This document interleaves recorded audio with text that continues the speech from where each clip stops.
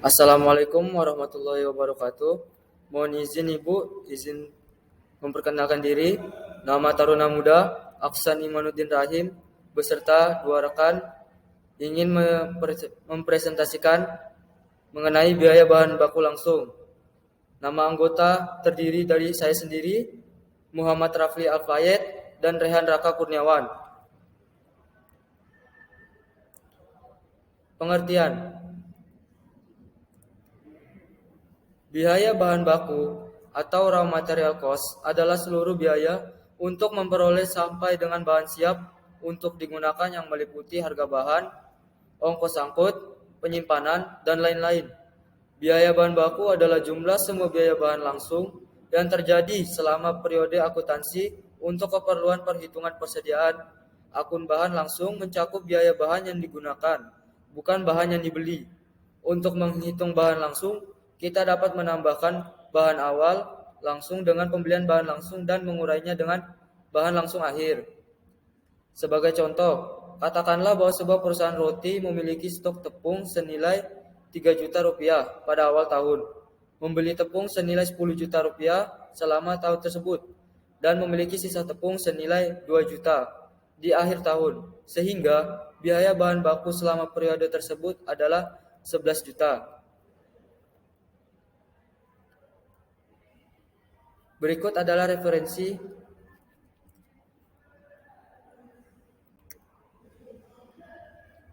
Selanjutnya adalah penjelasan.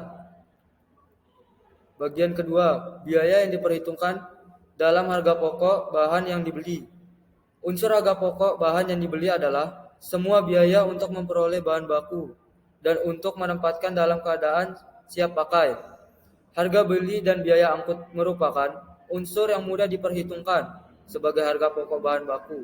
Sedangkan biaya pesan, biaya penerimaan, pembongkaran, pemeriksaan, asuransi, pergudangan, dan biaya akuntansi biaya merupakan unsur yang sulit diperhitungkan, sehingga pada prakteknya harga pokok bahan baku yang dicatat sebesar harga beli menurut faktor dari pemasok. Sebagai akibatnya, biaya penyiapan bahan baku diperhitungkan dalam biaya overhead pabrik.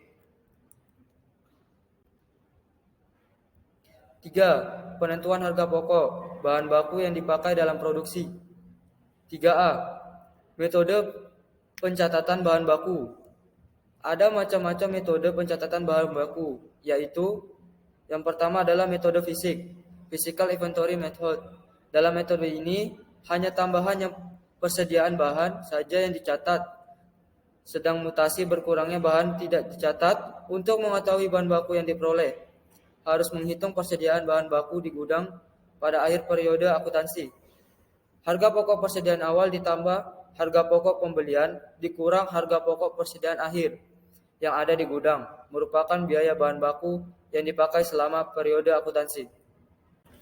Selanjutnya, 3. Metode mutasi persediaan atau perpetual inventory method. Dalam metode ini, setiap mutasi dicatat dalam kartu persediaan. Pembelian dicatat dalam kolom beli di kartu persediaan. Pemakaian dicatat dalam kolom pakai di kartu persediaan. Dan jumlah bahan yang tersedia di gudang dapat dilihat dalam kolom sisa di kartu persediaan. Metode penilaian bahan baku. Ada beberapa metode penilaian terhadap bahan baku. Di antaranya, pertama masuk, pertama keluar atau FIFO.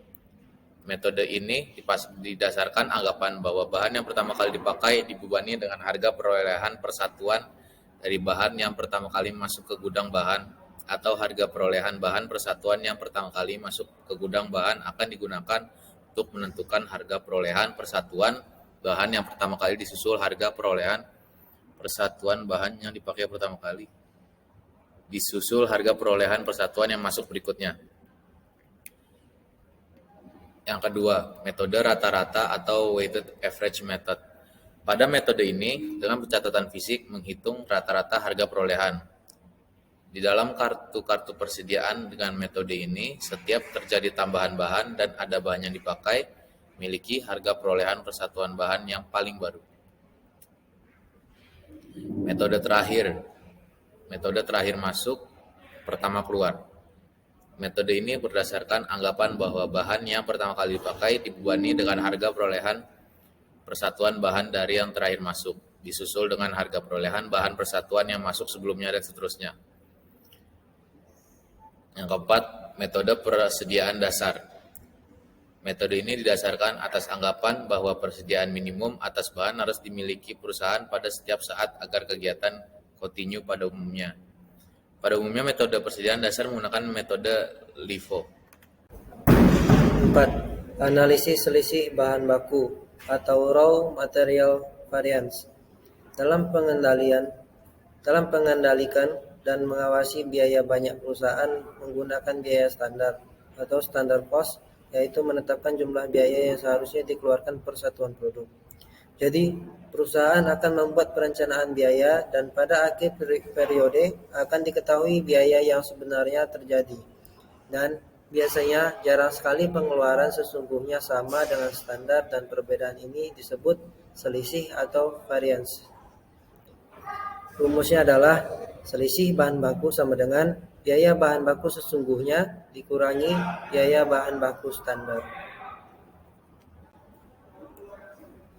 Selisih bahan baku ini dapat dianalisis dalam A. Selisih harga bahan Raw Material Price Variance. Selisih harga bahan disebabkan karena pengeluaran yang untuk biaya bahan harga persatuannya tidak sama dengan standar.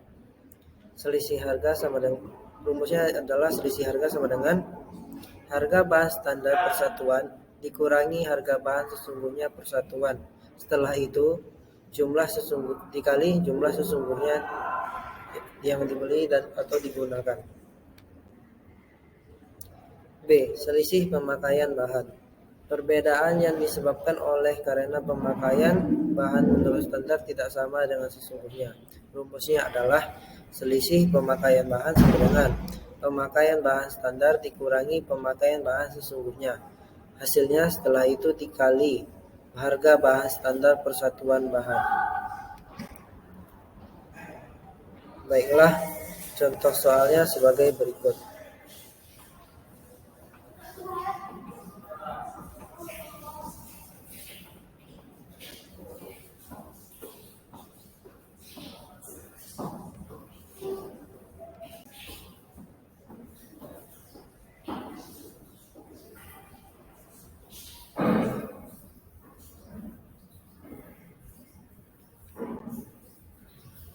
Baiklah, terima kasih.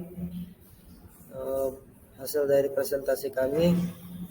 Jika ada kesalahan mohon dimaafkan. Sekian dari kami. Assalamualaikum warahmatullahi wabarakatuh.